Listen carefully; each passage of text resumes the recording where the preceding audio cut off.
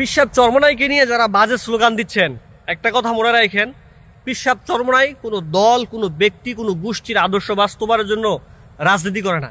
তিনি আল্লাহ ও আল্লাহ রসুলের আদর্শ বাস্তবায়নের জন্য রাজনীতি করে থাকেন।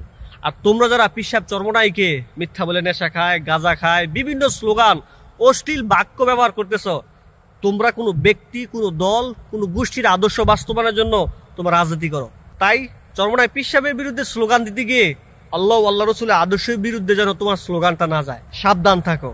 স্লোগান দিচ্ছ, হিসাব নিকাশ করে স্লোগান দাও। তোমার পরবর্তী জীবন, পরবর্তী জেনারেশন কি শিক্ষা নিবে তোমার থেকে, সেই জিনিসটা বুঝে শুনে স্লোগান দাও। পিশাব চরমনাইকে নিয়ে যে সব কটু কথা বলতেছো, পিশাব চরমনাইকে নিয়ে যে সকল গালাগালি করতেছো, এই সকল গালাগাল কিন্তু কোনো আদর্শ ব্যক্তির হতে পারে না। তাই আদর্শবান ব্যক্তি হও, পিশাব চরমনাইকে চিনো, পিশাব চরমনাই সম্পর্কে জানো, তারপর তার বিরুদ্ধে স্লোগান দাও।